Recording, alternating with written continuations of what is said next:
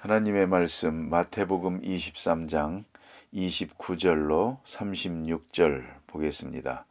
신약성경 41면 마태복음 23장 29절로 36절 다 함께 봉독합니다. 화 있을진저 외식하는 서기관들과 바리새인들이여, 너희는 선지자들의 무덤을 만들고 의인들의 비석을 꾸미며 이르되, 만일 우리가 조상 때에 있었더라면 우리는 그들이 선지자의 피를 흘리는데 참여하지 아니하였으리라 하니, 그러면 너희가 선지자를 죽인 자의 자수님을 스스로 증명함이로다. 너희가 너희 조상의 분량을 채우라. 뱀들아, 독사의 새끼들아, 너희가 어떻게 지옥의 판결을 피하겠느냐. 그러므로 내가 너희에게 선지자들과 지혜 있는 자들과 서기관들을 보내매 너희가 그 중에서 더러는 죽이거나 십자가에 못 박고 그 중에서 더러는 너희 회당에서 채찍질하고 이 동네에서 저 동네로 따라다니며 박해하리라. 그러므로 의인 아벨의 피로부터 성전과 제단 사이에서 너희가 죽인 바가랴의 아들 사가랴의 피까지 땅 위에서 흘린 의로운 피가 다 너희에게 돌아가리라. 내가 진실로 너희에게 이르노니 이것이 다 이 세대에 돌아가리라. 아멘. 오늘 예수님께서는 바리새교인과 서기관, 제사장 이 사람들이 예수를 십자가에 못 박기로 이미 결안하고 있다는 사실을 알고 계십니다. 이제 불과 며칠 후에 예수는 체포되고 빌라도 법정에서 재판을 받으시고 골고다 언덕에서 십자가에 돌아가실 것을 다 알고 계십니다. 그래서 누가복음 9장에 보면 그런 말씀이 있습니다. 하나님께서 기약하신 시간이 앞에 있는 것을 아시고 예루살렘으로 올라갔다. 그리 돼 있습니다. 굳게 결심하시고 올라갔습니다. 굳게 결심하시고 올라가서 지금은 피하지 않고 정면 충돌하는 그런 시간입니다. 그래서 이 시간에 예수님께서는 하시고자 하시는 일을 다 하시고 전해야 될 말씀을 다 전하고 그 사역을 하나씩 이렇게 정리해 나가는 것입니다. 오늘 본문에 아주 심판적인 말씀을 하십니다. 그것은 오늘 본문의 끝에 가서 보니 이 세대에 돌아가리라. 진실로 너희에게 이르노니 이것이 다 이 세대에 돌아가리라. 어떤 것이냐 하면 의로운 자의 피를 흘리는 것입니다. 의로운 자의 피를 흘린 것, 그것이 다 내게로 돌아가리라. 이렇게 선언하게 됩니다. 이걸 우리가 깊이 생각해야 합니다. 세상에서는 가장 지혜롭다고 하는 일이 뭐냐면 공리주의적 사고방식입니다. 그래서 보다 더 적은 사람의 희생을 통해서 보다 더 많은 사람을 유익하게 하겠다는 것입니다. 이게 공리주의입니다. 알게 모르게 우리는 이런 의식에 젖어 있습니다. 그래서 나쁜 일을 좀 하더라도 좋은 일 많이 하면 되지 하는 그런 생각을 합니다. 그래서 불의한 일, 차선을 통해서 보다 더 큰 일을 이루면 옳지 않겠느냐 그런 생각을 합니다. 그러는 동안에 잊어버리는 것이 있습니다. 그것이 바로 의인의 희생입니다. 의인 하나가 하나님 보시기에는 죄인 10,000명보다 큰 것이거든요.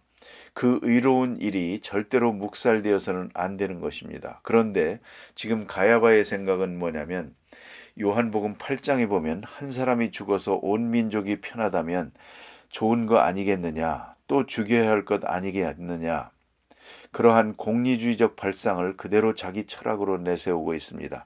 또 그 당시에 있었던 정치적 문제를 이렇게 풀어가려고 합니다. 그러니까 예수님으로 인해서 소요가 열기 쉽고 정치적인 문제가 생기기 쉽고 또 반란이 있을 우려가 있다는 걸 알고 말입니다. 이제 예수가 인기가 높아지고 많은 사람에게 지지를 받고 이거 위험하다. 그러면 그걸 정치적으로 이용하려고 하는 사람들이 생길 것이다. 그러니까 이런 위험 요소는 제거해야 되겠다. 이렇게 나가는 겁니다. 그래서 예수를 죽여서 온 민족을 평안하게 하겠다는 겁니다. 이런 발상은 참으로 위험한 것입니다. 문제는 어떻게 우리가 예측하느냐, 어떻게 계산하느냐, 어떤 일이 있을 거라고 추리하느냐, 그게 문제가 아니요. 중요한 것은 당장 실질적으로 의를 이루어야 한다는 것이죠. 죄 없는 자를 죽일 수가 없습니다. 의인의 피, 아주 중요한 것입니다. 오늘 본문 성경에 나타납니다. 아벨의 피로부터 그랬습니다. 가인이 아벨을 죽였습니다. 아무도 안 보는 밭에서 죽여버렸습니다. 그것으로 끝난 것 같지만 하나님께서 아벨의 피의 호소를 들었습니다. 그리고 그 장면을 다 보셨습니다. 그러기 때문에 하나님께서 가인을 심판하시는 겁니다. 내 아우가 어디 있느냐? 내 아우의 피가 내게 호소했느니라 그럽니다. 억울하게 고난당하는 자가 있으면 그 땅은 복을 받지 못합니다. 더구나 의로운 자를 죽였습니다. 그럴 때 그 피는 하나님께 호소하게 되는 겁니다. 그런 거로 의인의 피는 능력이 있고 호소력이 있고 하나님이 확실하게 기억하시는 바가 됩니다. 그러니까 여기서 예수를 십자가에 못 박으려고 하는 의도가 있지 않습니까? 너희가 아벨을 죽인 가인의 후손이 되었도다. 아벨을 죽인 것과 같이 많은 선지자들을 죽인 것처럼 오늘 나를 죽이려 하는구나 하는 예리한 심판을 하시게 됩니다. 그런데 또 하나가 있습니다. 그것은 위선입니다. 다시 그들의 위선, 외식이 여기서 작용을 합니다. 자, 이제 보세요. 의인을 죽이면서도 많은 사람을 살리기 위해서 하는 것 아니냐. 온 민족을 편안하게 하기 위해서 하는 거다. 일이 돼 있거든요. 우선 그것만 가지고 생각해도 이 공리주의적 발상이 마치 의로운 판단으로 보입니다만 그건 거짓입니다. 한 사람을 죽여서 온 민족을 편안하게 하자. 그럴싸합니다만 속은 그게 아닙니다. 속에는 무엇이 있느냐 하면 예수님의 인기가 높아지고 자기 인기가 떨어지는 겁니다. 시기와 질투가 거기에 작용하고 있는 것입니다. 그건 나라고 하는 것이 작용하는 것이지 뭔 민족 다 거짓말입니다. 그게 무슨 문제란 말입니까? 일단은 이것은 거짓말이었다는 것이죠. 그게 바로 외식입니다. 그래서 실상은 자기의 마음속에 있는 자기도 모르죠. 시기와 질투가 작용을 하면서도 겉으로는 의로운 것처럼 하나님을 위하고 교회를 위하고 나라를 위하고 민족을 위하는 것처럼 이렇게 생각을 합니다. 이건 스스로 속이고 있는 것입니다. 이걸 우리가 잊지 말아야 합니다. 교회를 위한다 하면서 자기 자신을 위하고 있습니다. 또 나라를 위해서라고 꼭 말합니다. 아니요, 사리사욕을 위한 것입니다. 하나님 앞에 절대로 간과될 수가 없는 것입니다. 지금 가야바가 예수를 십자가에 못 박는 것, 명분은 민족을 위하고 나라를 위하고 저 로마 사람들로 하여금 이 민족을 다시 침공하는 일이 없도록 하기 위해서 이런 불순한 무리를 없애야 되겠다고 하는 아주 민족을 위하는 것 같은 거창한 정치적 의견을 내놓고 있지만 사실은 자기 자신이요 예수로 인해서 자기 체면이 말이 아니요 점점 무너지는 것입니다. 예수가 저렇게 역사하고 있는 동안은 나의 존재는 없습니다. 모든 사람들의 생각이 다 예수님께로 돌아가고 예수를 존경하고 그러면서 가야바는 점점 무거운 죄인이 됩니다. 이걸 견디지 못했던 것이죠. 특별히 다시 위선이 있습니다. 오늘 본문에 보면 이런 게 있습니다. 너희는 선지자들의 무덤을 쌓고 그랬습니다. 의인들의 비석을 꾸미며 아주 참 재미있는 얘기입니다. 선지자들의 무덤. 선지자가 어디서 돌에 맞아 죽었는지 모르거든요. 그 잃어버린 시체를 찾았습니다. 무덤을 쌓았습니다. 무덤을 다시 잘 만들고 또 그 다음에 보니까 의인의 비석을 꾸미며 의인들이 과거에도 희생된 사람들이 많거든요. 한마디로 말하면 순교자이죠. 이런 사람들의 그 시체를 찾아다가 무덤을 꾸미고 비석을 잘 만든다 그 말입니다. 이렇게 과거에 되어진 일에 대해서 기념비를 세우고 있는 것입니다. 그리고 하는 말 들어보세요. 30절 말씀이 굉장히 아이러니컬합니다. 만일 우리가 조상 때에 있었다면 우리는 저희가 선지자가 피를 흘리는데 참여하지 아니하였으리라. 만일 이 선지자를 죽일 그때에 내가 있었더라면 나는 선지자 죽이는 일에 참여하지 않았을 것이다. 이런 선지자를 죽이지 않았을 것이다. 그때에 있었다면 그랬을 것이라는 거죠. 그때에 내가 살았더라면 절대로 이런 의로운 분을 죽이지 않았을 것이다. 이러고 불쌍하게 죽은 분 참 안 됐다 하고 기념비를 세우는 것입니다. 그러면서 오늘 예수를 죽이겠다고 하는 겁니다. 바로 이것이 위선입니다. 이걸 잊지 말아야 합니다. 언제나 우리는 시간적으로 내가 그때 있었다면 나는 이러했으리라 하는 생각, 그건 언제나 도덕적 기준을 과거로 돌리는 것입니다. 그러나 문제는 현재가 문제입니다. 현재 내게 있는 문제에는 진실하지 않고 다시 옛날로 돌아가서 그때의 내가 있었더라면 그런 일은 나는 안 했을 것이다 라고 오늘 자기 자신을 그것으로 과장하고 있고 선한 것처럼 이렇게 표방하고 있다는 것이죠. 또 한 가지가 있습니다. 그건 뭐냐면 자기의 경우와 남의 경우를 생각합니다. 그래서 내가 그 처지였다면 나는 그렇게 안 했을 것이다. 그러면 지금 나는 어떡할 것인가? 이게 또한 문제예요. 우리는 남의 얘기 좋아합니다. 우선 남의 판단에 대해서는 아주 착실합니다. 성실합니다. 그런데 자기가 자기를 판단하는 능력을 잃어버렸습니다. 또 하나 나쁜 게 있습니다. 그게 뭐냐면 자기는 헌금을 안 하면서 남의 처지를 말합니다. 아, 어느 장로님 돈 많은데 그것 좀 내시지. 아, 어느 집사님 여유가 있는데 왜 안 낼까? 뭐 우리야 내봤자 세 발에 피고 그분이 좀 내면 되겠는데 꼭 이런 소리를 한다는 것이죠. 그래서 제가 너무 답답해서 변명도 합니다.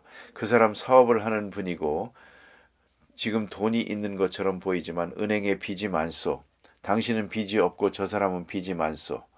그러면 저 사람은 적자로 사는 것이요.